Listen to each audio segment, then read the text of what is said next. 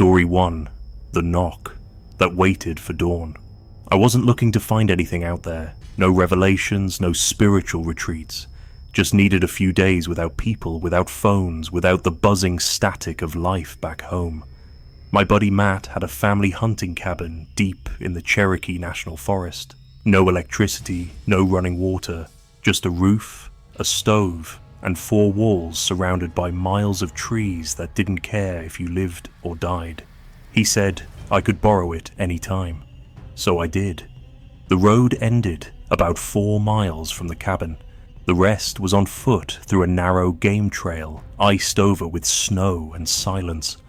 By the time I got there, the sun was thinning out behind the ridge, turning the sky that dull, hollow grey you only see in deep winter. The cabin was a squat log thing with antlers nailed above the door and rust stains streaking down from the nails. There were no other cabins for miles, Matt had told me. No cell service either. If you needed help, you built a fire or waited for someone to check on you, which no one would. Inside was colder than outside. The stove was old cast iron, the kind with soot permanently baked into its ribs. I found the woodpile under the back lean-to, half frozen, but dry enough.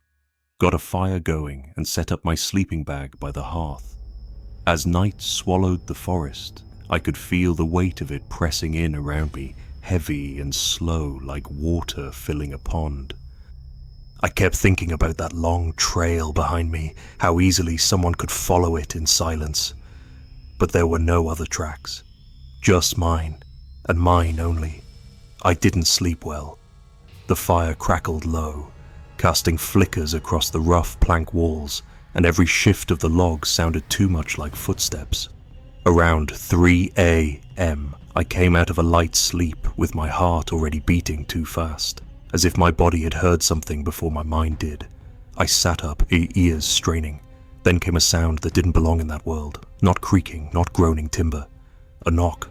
One knock, clean and deliberate, right on the front door. I froze, listened. Nothing followed. Just the tick of melting frost inside the stovepipe and the faint pop of firewood shifting in the heat. I told myself it had to be a branch, maybe ice falling from the roof, but it hadn't sounded like that. It was paced. Humans. Still, I waited. 5 minutes passed. 10. No sound. I got up, lit the lantern, and crept to the window beside the door. The glass was fogged, but I wiped it with my sleeve and looked out. Snow blanketed the steps. Smooth, untouched. No tracks. The trees stood motionless in the windless dark. Whatever knock I'd heard, if I'd heard it, left no sign of itself. I stared out for another minute. Lantern light washing the snow yellow and making shadows reach in strange directions. Nothing moved. I went back to the sleeping bag, but I didn't lie down. Just sat with the lantern and stared at the door. The second knock came about 20 minutes later. Same sound, same rhythm. One solid knock. This time I stood without thinking and went straight to the window. Again, nothing. No footsteps, no trails. The snow was clean, undisturbed. I opened the door a crack, just enough to peer outside, and the cold slapped my face like something personal. No one was there, just the sound of the trees breathing low. I shut the door, locked it, and shoved the wood bin in front of it. Then I sat back down, trying to make sense of it. You don't want to admit it when something doesn't fit into the real world. You want to patch it, explain it, sew it up tight so it doesn't unravel anything else. But deep down, you know when something's wrong, when it's off. The third knock came about an hour later. This time, I didn't move. I just sat still, my hand clenched around the lantern handle. It was the same knock, the exact same, like a recording on loop.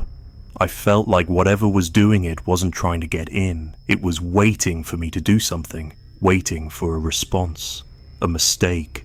I didn't open the door again. The hours crawled. I fed the stove in silence. Each log dropped in like I was apologizing for making noise. No more knocks came. just the ticking of time and the howl of my own thoughts. At one point, I drifted off sitting up. I don't know how long I was out, but I woke just before dawn, a pale blue leaking through the window. That's when I heard it again. Not from the front door this time. From behind me, 3 feet behind the stove, the back wall of the cabin knocked. One hard rap. I turned slowly, breath held. That wall had no door, no window, just the solid back of the cabin facing uphill. The knock came again, same spot. I stood, crept toward the wall, put my ear against the cold timber. Silence. I don't know what I expected. A whisper.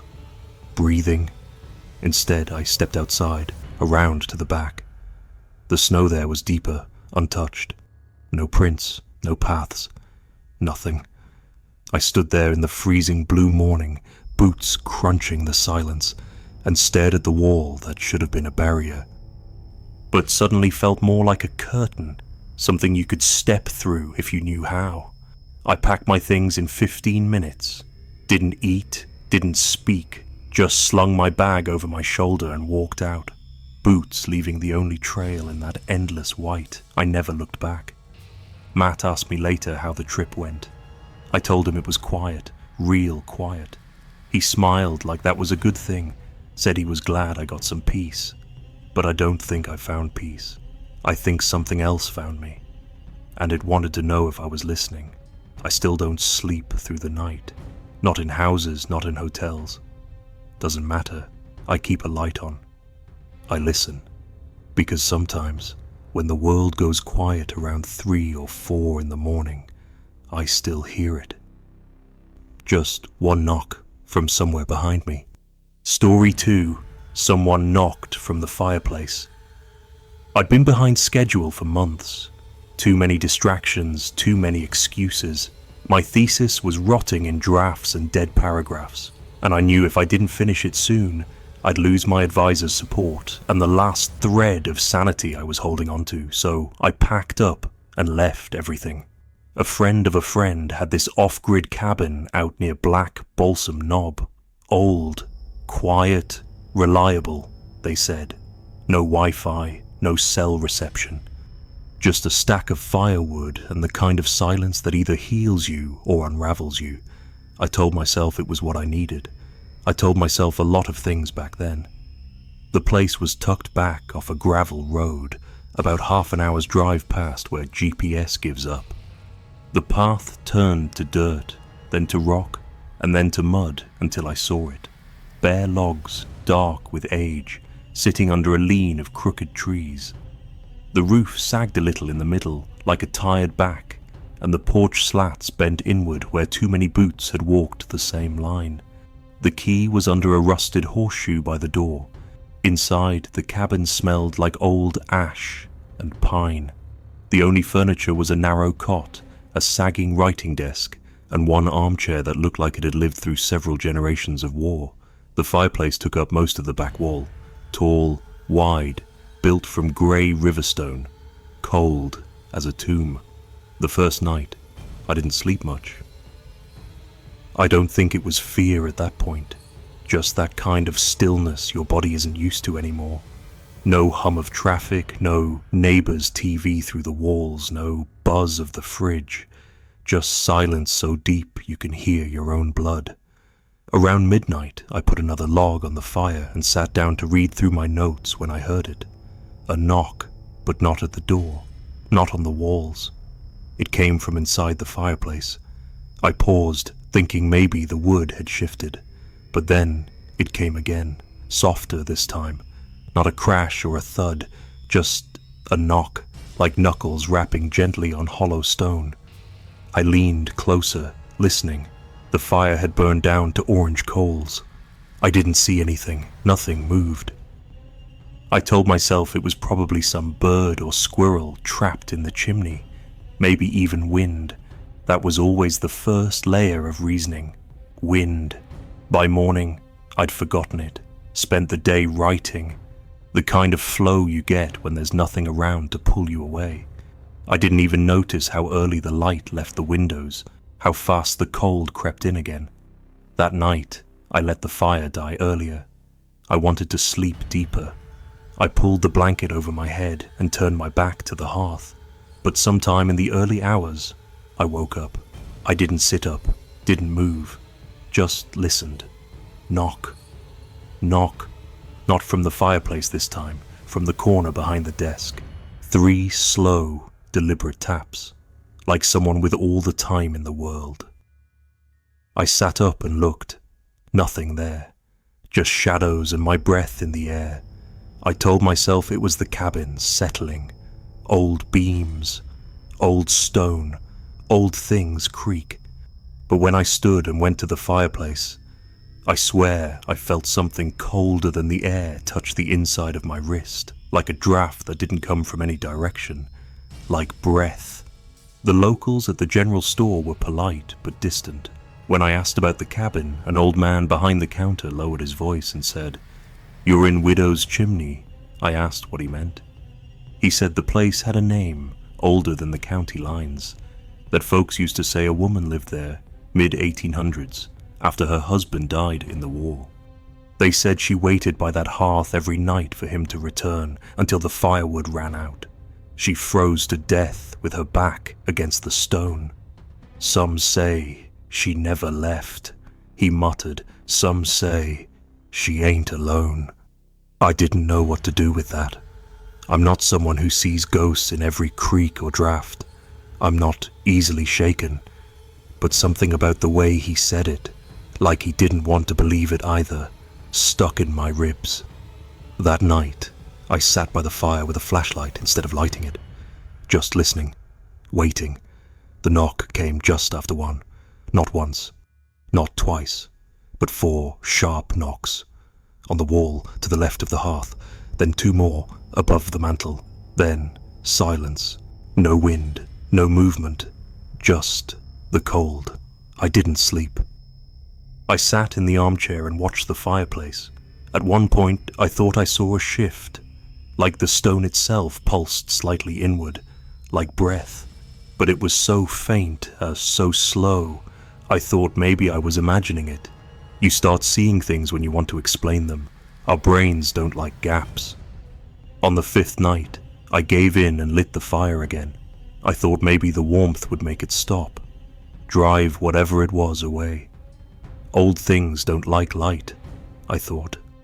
I stayed close to the hearth, watching the flames lick at the stone, waiting for the knocks. Nothing came. I felt foolish for all the fear. Maybe it had just been animals. Maybe I was tired, stressed, too far into my own head. But just before I turned in, I heard it again. From inside the chimney, 3 knocks. Louder than before. Angry, unmistakable, the fire flared. I don't mean that poetically. It flared, like something inside it pushed outward. I fell back, knocking over the lantern. Smoke curled out of the hearth, not from burning logs, but from higher up, from within the stone. I put the fire out, threw snow in from outside. The cabin went dark. I wanted to leave. I should have. But something in me needed to know, needed to see. I waited until dawn, packed my bag, and took one last look at the hearth. That's when I noticed the markings, inside the stone, just above where the flames usually sat, scorched black against the grey mortar, 5 symbols, scratched like fingernails dragging down paint. I couldn't make sense of them. They looked almost like tally marks. But the 5th one wasn't a cross. It was bent, twisted like it had been carved in pain. I left the cabin that morning, hiked back through the fog and didn't stop until I hit pavement. Didn't tell anyone, not really, just said it wasn't the right place to focus. But I hear knocks now, in places they shouldn't be, sometimes in hotel rooms, sometimes in libraries, always when I'm alone. Never more than 3, but always slow, always deliberate, like someone testing the walls, waiting for me to light another fire. Story 3, a knock before each thunderclap. It had been years since Mason and I did anything together outside of funerals or family obligations, so when he called and said he'd booked a little cabin near Linville Gorge for the weekend, I said yes before asking anything. He'd found it on some obscure website. Said it was one of those primitive listings. Off-grid, no running water, a wood stove for heat. The kind of place our uncles used to disappear to when they wanted to drink, hunt, or forget about the world. I didn't care. I just wanted quiet. The kind you feel in your bones. We got there late on a Friday. The drive wound us through back roads barely wide enough for the truck, past rusted mailboxes, and the occasional hand-painted "Keep Out" sign nailed to trees that had been there longer than either of us. The cabin sat on a slope just before the land dropped into the gorge. You could see the sky roll open for miles from the porch, all cloud and wind and fading color. Inside, it was simple. Just 2 cots, a table, and a stove that creaked every time you touched it. No insulation, gaps in the window frames. But it was dry, and the woodpile out back was decent. We got a fire going, cooked some canned chili over a camp stove, and sat with a bottle of Evan Williams between us while the night got heavy and still. Around midnight, the wind shifted. I felt it first, a sudden hush that made the hair on my arms lift. Mason looked up from his phone, frowned like he felt it too. Then we heard the first rumble, distant, drawn out, low as a growl. Storm rolling in. Mason grinned and said, "Hope this old thing doesn't leak." I laughed, but not too hard. Then we heard the knock, just one, on the front door. We both froze. I waited, listening for footsteps, voices, anything that made sense. Nothing, just the wind and the faint tap of tree limbs against the tin roof. Mason stood and opened the door. There was nothing but the porch, the dark trees, and the edge of the gorge beyond. No footsteps in the leaves, no light. Just that hush again. A few seconds later, the lightning flashed, and then the thunder came. The knock had come before the lightning. Or at least it felt like it had. We laughed it off. Storm playing tricks, sound bouncing weird in the hills. Mason said something about mountain acoustics and went back to his cot. But I kept thinking about the knock. 20 minutes later, it happened again. A single knock. Then lightning. Then thunder. This time, Mason sat up. "All right," he said. "Someone's messing with us." He grabbed the flashlight and swept it across the trees. We even walked the perimeter with the beam cutting through the branches. Nothing moved. No sign of a prankster or neighbor. No tracks. And who'd be out there anyway? We were a good 2 miles from the nearest house, down a rutted dirt path that barely passed as a road. We went back inside. The fire had gone low. The room colder. Mason crawled under his blanket, muttered something about how people always think they're being watched when it rains. I sat at the table, staring at the door. Then it happened again. Knock, flash, thunder. I stood without thinking, heart climbing my throat. The knock was louder this time, harder, like a warning. I didn't open the door, just stood there, hand on the knob, waiting for something else. But nothing came. No follow-up, no voice. Just the wind and the storm. We slept in shifts that night. One of us is always awake, always listening. The knocking didn't stop. Every time the lightning came, there was a knock just before it. A rhythm. A pattern. By 3 a.m. I wasn't sure if it was leading the storm or calling it in. The next day was clear, not a cloud in sight. We both tried to pretend we'd imagined it, some weird dream or coincidence. Mason even made a joke about mountain gods playing xylophone with our nerves. We hiked the rim trail, took photos, and tried to be normal. But that evening, just after sundown, the wind shifted again, and I knew. We didn't say anything, just sat inside, waiting. The knock came at 9:17 p.m., one single knock. No storm, no lightning, just the knock. Mason stood slowly. "That's not funny," he said to no one in particular. He opened the door. Nothing, but the wind felt wrong again, thick, wet, like it was crawling through the cracks in the frame. He shut the door and dragged the table in front of it. Neither of us knew why that felt like it would help. The knocks kept coming. Not regular now, not tied to thunder.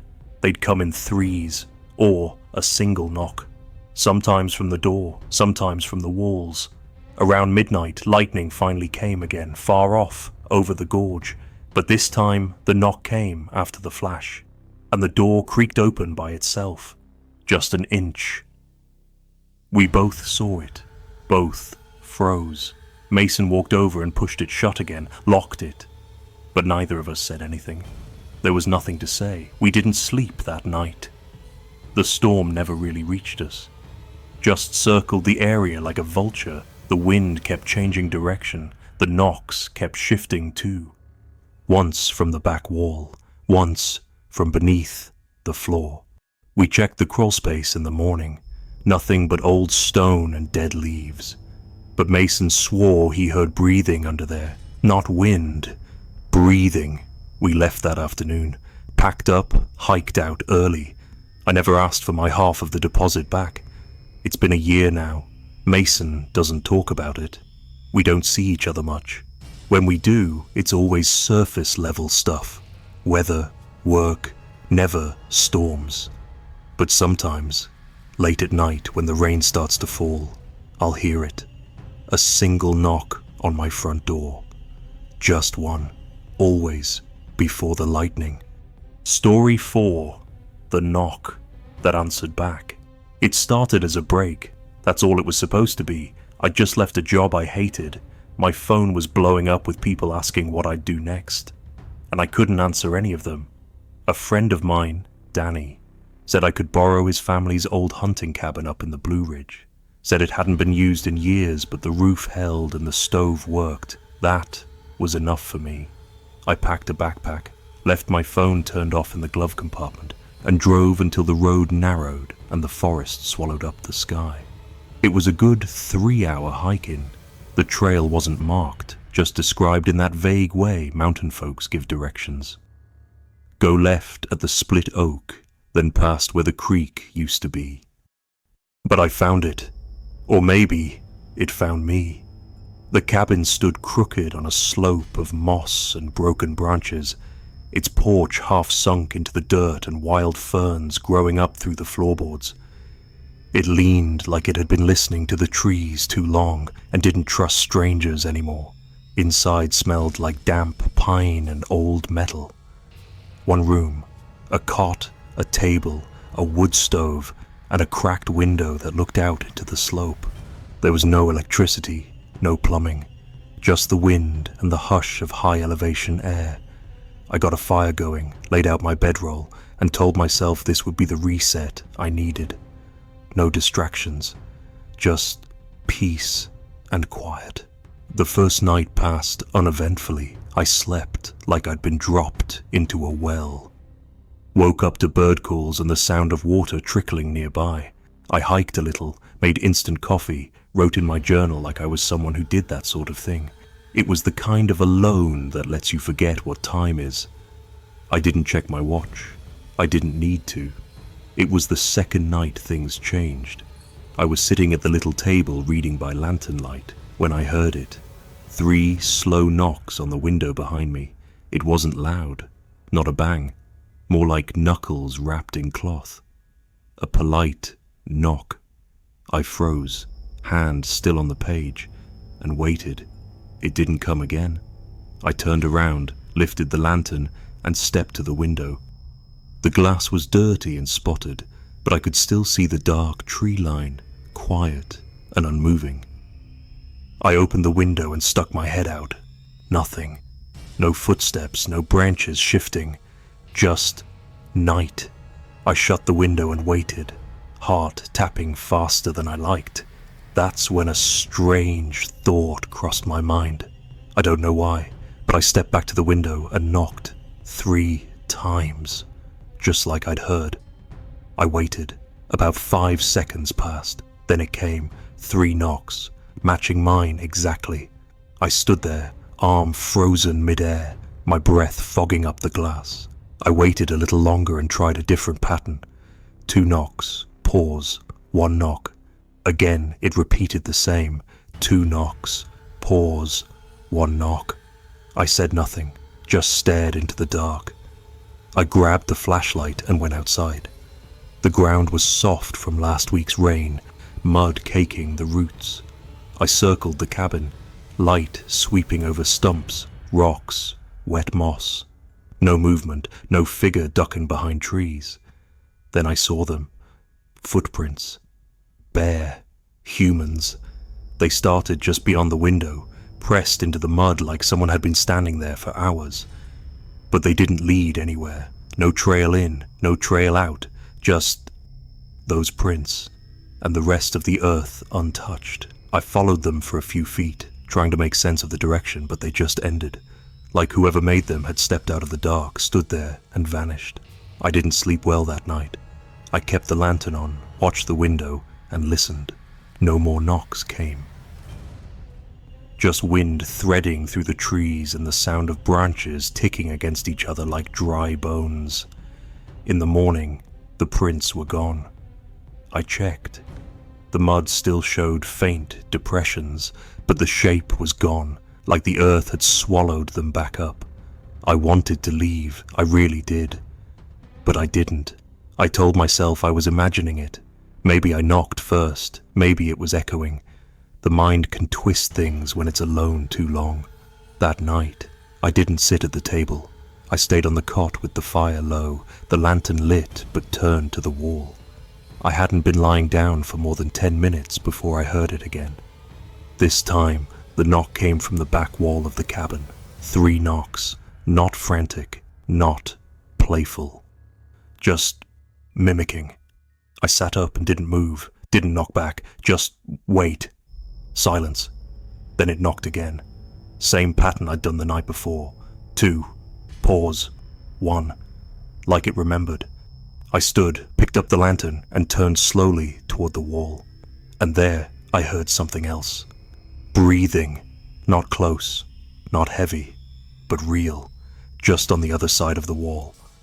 I called out, "Who's there?" Nothing. Just the faint sound of air moving where it shouldn't. I went outside again, circled the cabin. No prints, no shadows. But the breath was gone too. I didn't go back in for a while, just stood in the dark, listening to the woods. Every tree felt like it was leaning closer, watching, holding its breath until I turned around.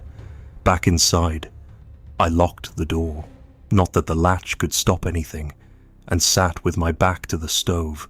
The knocks didn't come again that night, but I had dreams of something watching me through the window, not attacking, not speaking, just waiting.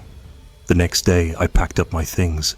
No slow goodbye, no final journal entry. I hiked back down before the sun had crested the ridge. When I got back to town, Danny asked me how it went. I told him it was peaceful, that the quiet helped. He smiled and said his uncle used to hear things out there too. Used to say the woods could learn your name if you stayed too long. I laughed like it was just a story, but that night, back in my apartment, I woke up around 2 a.m. without knowing why. Then I heard it. 3 soft knocks. On the window behind me, 2nd story, locked, no porch. But I heard it, and it waited for me to answer. Story 5. Echoes beneath the floorboards.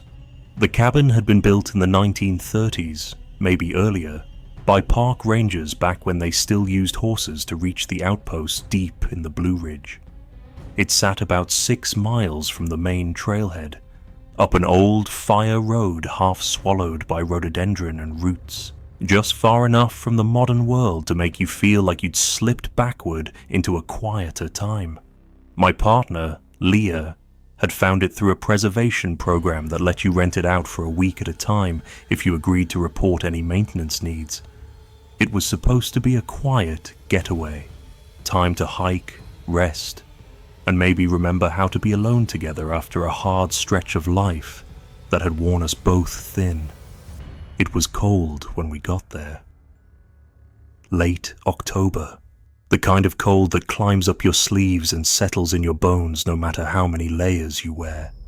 The cabin had no insulation and only a stone fireplace for heat. 2 rooms, creaky windows, and a wooden floor that moaned with every step like it resented the weight of our bodies. We liked it immediately. It felt honest, like a place that didn't pretend to be more than it was. The first night, we lit a fire, made soup on the propane stove, and read aloud to each other until the light faded from the corners. There were no lights, just our lantern, and the glow of the fire licking shadows across the old pine walls. It was quiet, almost too quiet. Even the forest outside seemed to hush after sundown. It started the second night. A knock, not loud, not insistent, just a soft, deliberate tap from beneath the floor. We both heard it. We looked at each other, then down at our feet.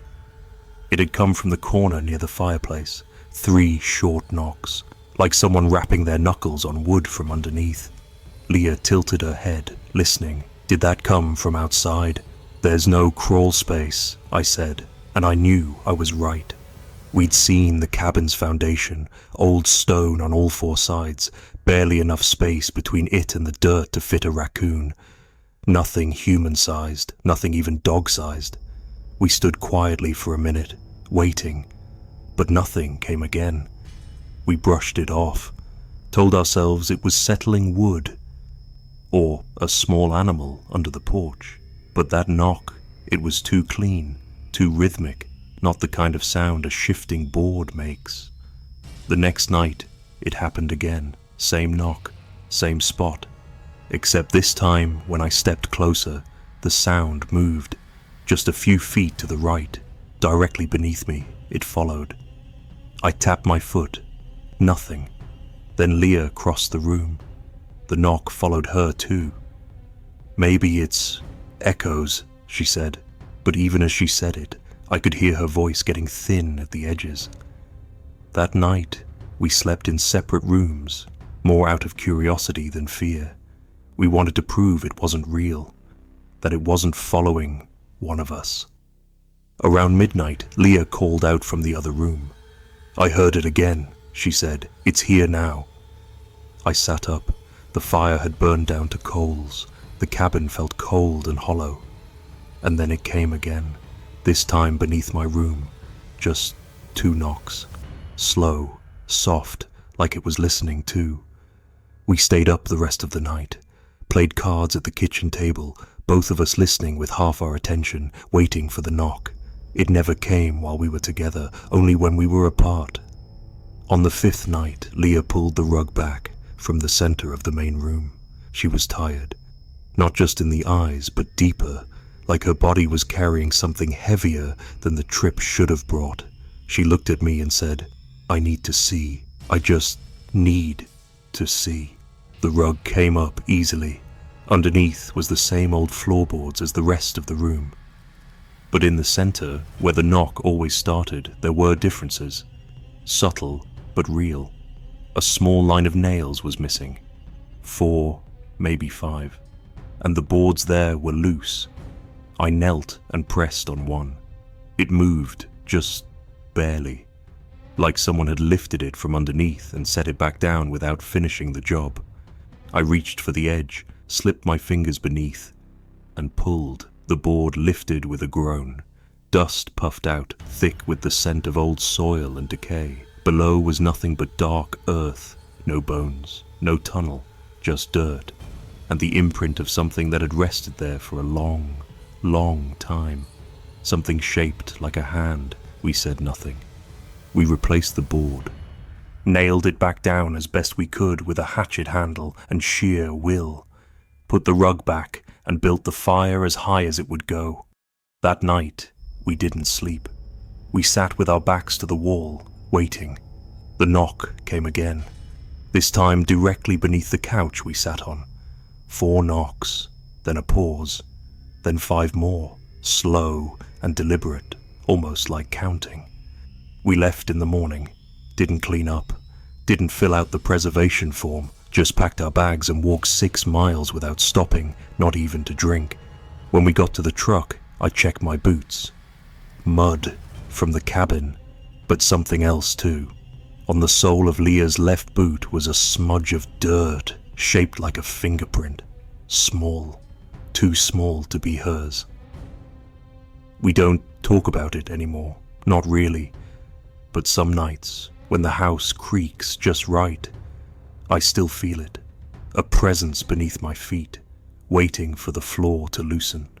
Story 6. The knock came from the lake.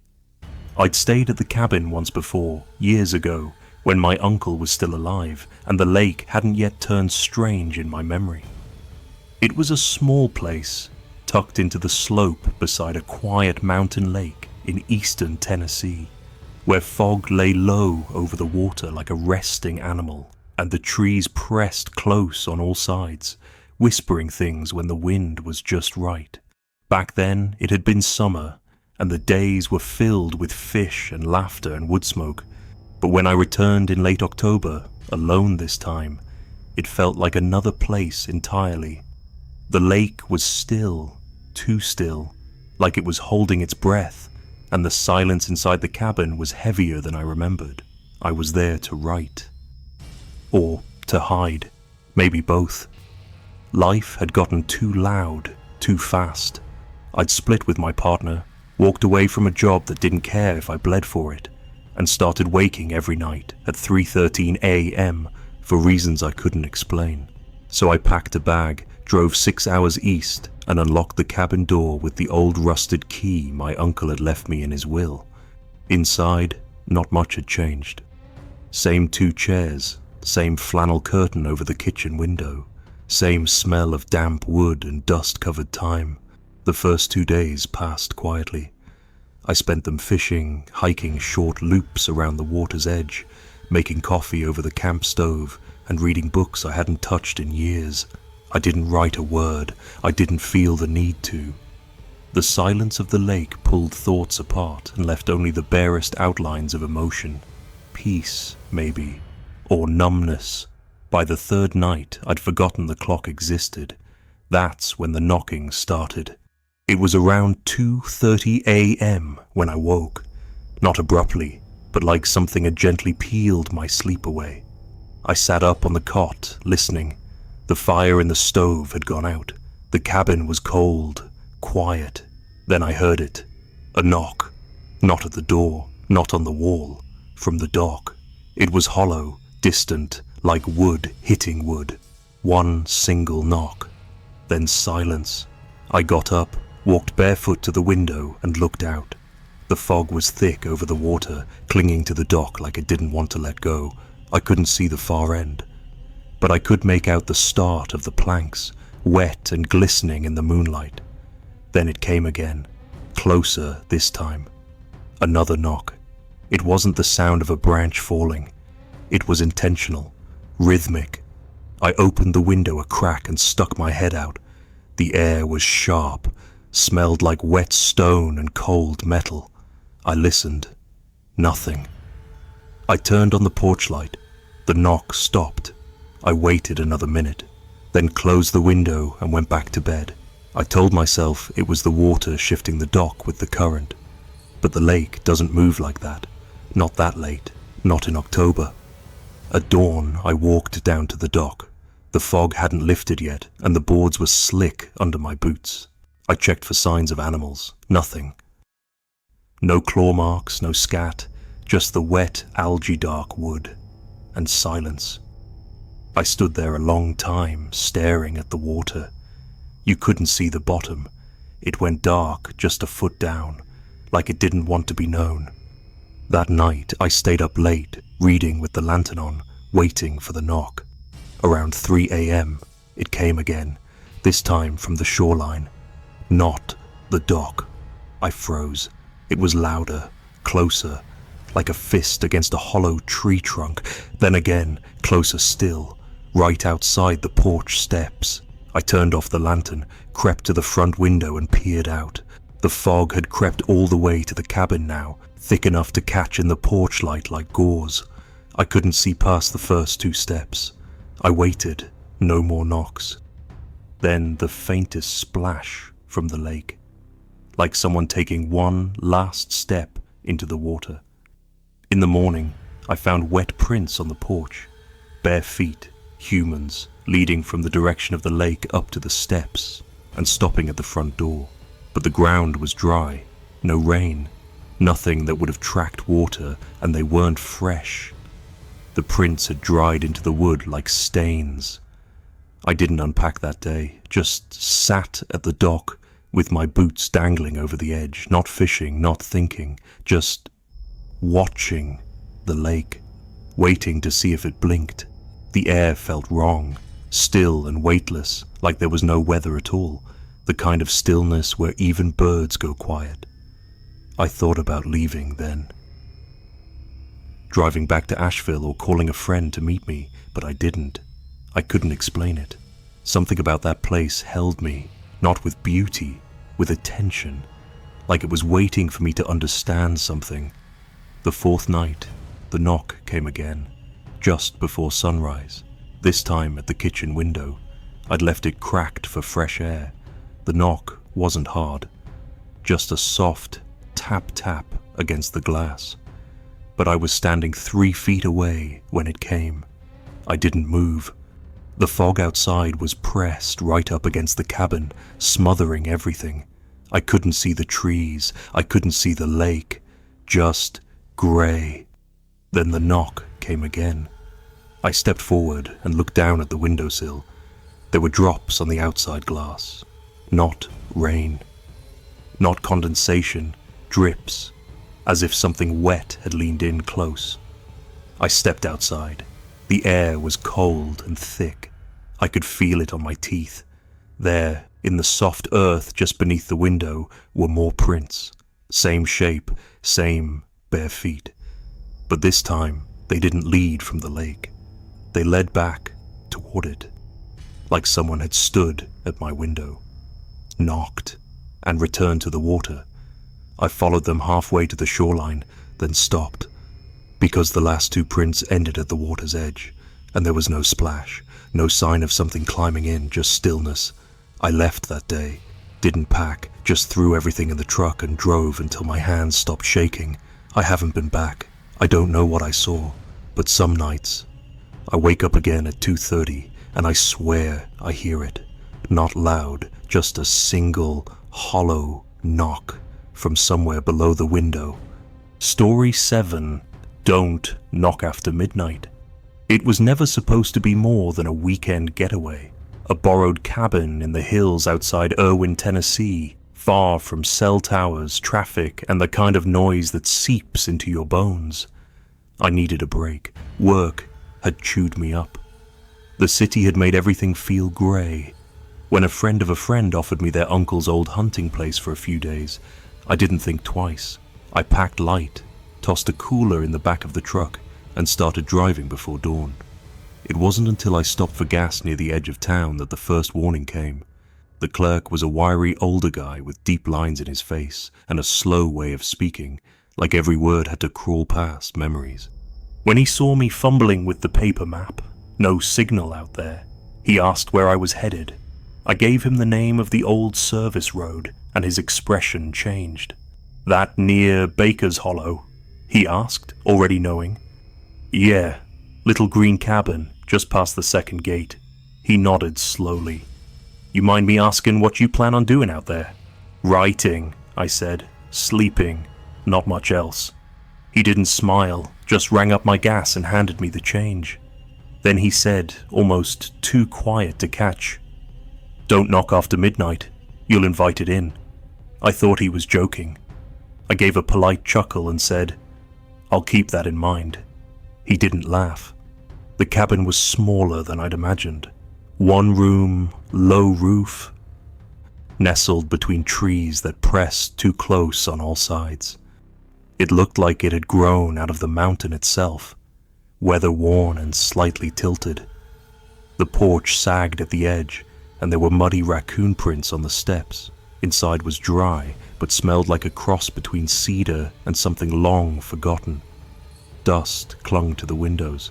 A cot sat in the far corner under a cracked window, and an iron stove crouched near the center of the room. I spent the first day settling in, reading, and walking a few hundred yards into the woods. There was no one out there. No hikers, no old trail signs. Just me, trees, and the wind that occasionally moved through the leaves like it had something to say. Night fell fast. The kind of blackness you only get when you're miles from another living soul. I lit the lantern and sat by the stove, rereading an old journal I'd brought. By 11:30 the fire was down to embers, and I was drifting into sleep when I remembered the gas station clerk's words. Don't knock after midnight. I looked at the clock. 11:57. 3 minutes wouldn't hurt. I laughed to myself and gave the inside of the door 3 slow knocks, just for fun. I waited for a beat, then I shook my head, feeling silly, crawled into the cot and let the quiet fold over me. At exactly 12:07 a.m., I sat bolt upright. There were 3 knocks, same rhythm, same pace, but not from inside. They came from the door, the outside of the door. I stared at it, heart pounding. The lantern was still burning low, casting a weak yellow glow. I hadn't imagined it. I knew that sound. It hadn't echoed from memory or dream. It had struck the wood with weight. I stood slowly and walked to the door. There were no windows facing that side, no peephole. I hesitated with my hand on the knob, then I opened it. Nothing. Just the porch, slick with dew. The air was still, no wind, no sound, just a kind of silence that sat too heavily on the chest. I stepped outside. No footprints, no rustling, no sign of movement.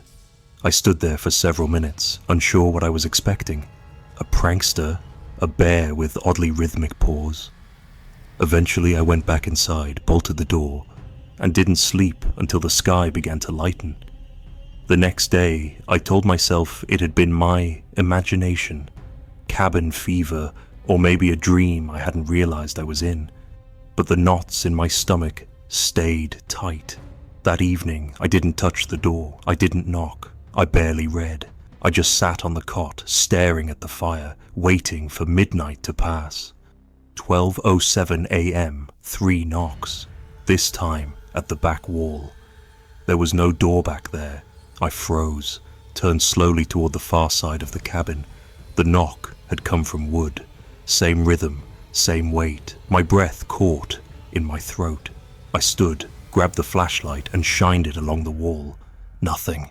No holes, no gaps, just wood. I stepped outside again, walking the perimeter of the cabin with the beams slicing through trees. Still no tracks.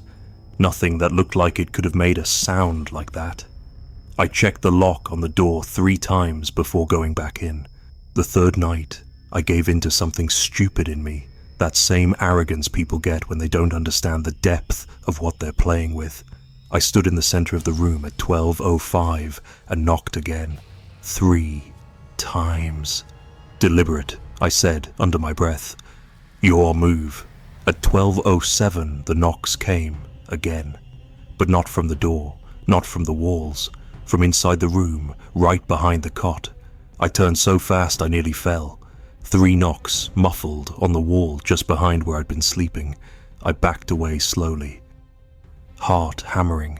There was no crawl space, no attic, just a dirt foundation and wood. Then came the second sound.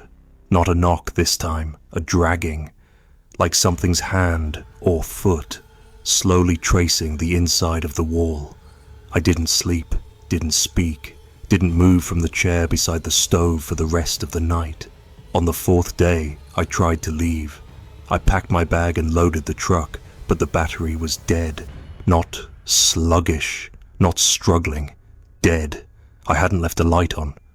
I walked the first mile of the trail trying to find a signal. Nothing. When I got back, The cabin door was wide open. I was sure, absolutely sure, I'd locked it. I stepped inside slowly. Nothing had been taken, nothing moved, except the cot. It had been pushed slightly away from the wall, just a few inches, but enough to leave a gap. That night, I didn't knock. I didn't speak. I sat by the stove with the flashlight across my knees and waited. At 12:07, I heard the creak of floorboards behind me. No knocks, just one slow footstep, then another. Inside. I spun with the flashlight, beam cutting through the dust-filled air. No one. The door was shut, but the cot had moved again, just a little further from the wall. I didn't sleep. I kept the flashlight on until it died at dawn. On the 5th day, I found the crawl space, hidden behind an old, nailed-up board near the back of the stove. The wood there was darker, stained. I pulled the nails out with the back of a hammer I found under the sink and opened the hatch. A pocket of earth lay below, cramped, barely 3 feet high. Inside I found scratch marks, long, deep, desperate, and something else. A small child-sized handprint in the dirt. The 6th night, I boarded the door shut. I left the light off. I didn't knock. At 12:07 I heard breathing, right beside my ear. Nobody, no movement, just the soft rasp of something alive exhaling near my neck. I didn't scream, didn't run, just sat there, eyes shut, whispering to myself that morning would come. It did, but I wasn't the same. I left as soon as the sun rose high enough to feel warm.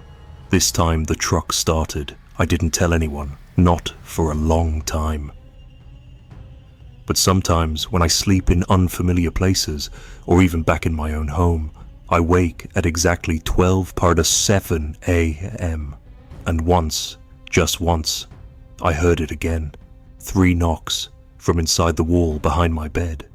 And this time, I didn't knock back, because I think I already invited it in. Story 8. The knocking never came.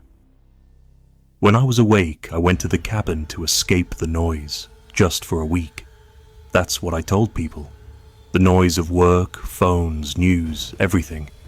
But the truth was, things had been going wrong for a while, in ways I couldn't explain. I wasn't sleeping, waking up with this tightness in my chest, like something was trying to climb out. And I started noticing things out of place in my apartment, little stuff. Drawers cracked open, cups set down in places I didn't remember using. I blamed it on stress, exhaustion. But a part of me was already wondering if the noise wasn't outside, but something deeper in. The cabin belonged to my late uncle, tucked up in the Appalachian Mountains, past a disused trailhead. It hadn't been used in years, but I remembered it from a few visits as a kid. Quiet, simple. 1 room, lofted bed, creaky stove.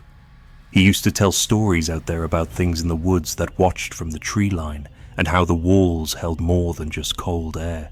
I'd always thought it was a way to keep me from wandering too far. Now, I wasn't so sure. The first couple of nights were fine. Cold, damp air settled into the wood, and the silence got heavy in that way only a mountain cabin can feel, like the world forgot you. I split wood, boiled coffee over the stove, and tried to write in a spiral notebook by candlelight. But each morning when I woke, I noticed something was just a little off. The chair by the window would be pulled out. A spoon would be resting on the floor. The ash from the stove, swept clean before bed, would be scattered again. There were faint smears in the dust by the baseboards, too wide to be from mice, too straight to be chance. It felt deliberate, quietly arranged. The first time I really noticed was the morning of the 4th day. I'd left my boots neatly by the door. In the morning, they turned around, facing me. That did something to me. Something small broke in my sense of comfort. That's not a thing boots do on their own. Still, I kept telling myself it was me. Sleepwalking, maybe. I'd read somewhere about people doing strange things while half asleep. That had to be it. I started marking things. Chalk lines on the floor. A few books stacked in strange positions. I even set up a small pile of flour near the door, like I'd seen in those old ghost documentaries. That night, I drank chamomile tea and fell asleep with a fire low in the stove. In the morning, the flour had a mark in it. Not a footprint. Not exactly. Just a smear, long and thin, as if someone had dragged their fingers straight through. The chalk lines had been wiped, and the books were stacked differently. Same number, but in reverse order. I stared at them for a long time. Not moving. The air in the cabin felt colder, and the silence no longer felt empty. It felt watched. Still no sound. Not once had I heard anything. No creaks, no door hinges, no footsteps. Just these impossible changes while I slept. That's when I dug the old recorder out of my truck. One of those brick-sized tape players from the 90s I used to use for interviews, still working. I had a few blank cassettes in my gear from a field project, just in case. That night, I set it on the table near the stove, pressed record, and left it running. I barely slept. Eyes open, staring into the dark rafters above my bed. Nothing. No movement, no sound, just the thick quiet. The tape clicked off around 3 in the morning. I waited until sunrise to play it back. Most of it was just the static hiss of silence, wood crackling, a few rustling noises, maybe the wind. But then, around the 2:14 a.m. mark, it started. 3 knocks. Faint. Deliberate. Spaced out. Then again, from a different direction. Closer. It wasn't random. It was a pattern. Tap, tap, pause, tap. A rhythm like someone knocking to be let in. I played that segment over and over. I'd never heard it while awake. But the recorder had. I set it again the next night. This time with a second tape, just to be sure. I lay in bed, wide awake, listening. Nothing. But the next morning, the chairs were turned in. The coffee canister was opened, and both tapes had the knocks. Same time, same rhythm. That's when I decided to stay awake. I loaded up on instant coffee, lit candles, turned the stove up to warm the room, and I waited. Midnight came and went. 1:30 a.m. Nothing. 2:20. Nothing. At 2:35 a.m. something creaked, but it was me, shifting in the chair. I stared at the recorder the entire time, still rolling, no knocks. At 3:02, I stopped it. There was nothing. I slept most of the next day, uneasy and fogged. That evening, I rewound the tape to check. It was gone. Not blank. Gone. The tape inside had been pulled free and sliced in 2, not chewed, not broken, cut, clean, as if someone had taken a razor to it. I didn't hear them come in. I didn't hear them leave. But someone had been inside. That night, I locked every window, pushed the dresser in front of the door, slept with a knife by the bed, left no tape running. I didn't want to know. Still, when I woke up, the knife was gone. Not taken. Moved. Placed on the stove with the handle pointing toward me, I nearly left that morning. But there was this weight in my chest. Some sick need to understand. I couldn't walk away from it, not yet. I took the final tape, marked it with a red sticker, and placed it on the recorder. I said aloud, "I'm going to be awake tonight. I'm not afraid of you." I don't know why I said that. I think part of me hoped it wasn't real, and if I challenged it, it'd go away. Midnight passed. 1:45. Nothing. Then, at 2:20 a.m., I felt it. Cold. Not a draft. Not wind. Cold. The kind that sinks through your skin and into the bone, like something had entered the room and dragged winter in behind it. I didn't hear a sound, but I looked toward the recorder. The red tape was gone. Just gone. The recorder sat empty. The lid was still open, like it had been gently lifted. and in its place was a cassette I'd never seen. No label, just a piece of torn masking tape with one word, scrawled in graphite. Listen. I picked it up with shaking fingers. I didn't sleep at all, just watched the window until the first color touched the mountains. I played it just once. The tape began with my voice, recorded earlier that night. I'm going to be awake tonight. I'm not afraid of you. Then silence. Long, heavy silence, until something responded. A voice whispered, close, not quite words, just a sound like breathing, thick and raspy, almost like it was inside the microphone. Then the knocks, not 3. Not spaced, dozens, a barrage, all around, from every direction, walls, floor, ceiling.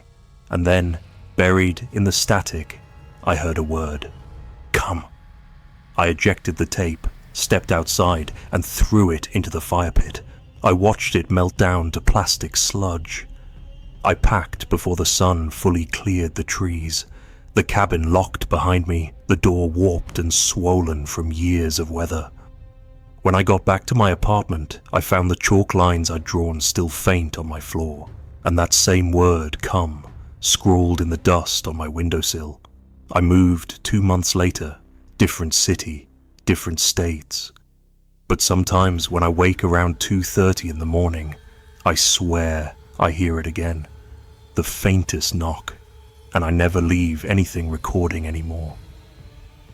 Because whatever it is, it only moves when you sleep, and it doesn't want you to hear it.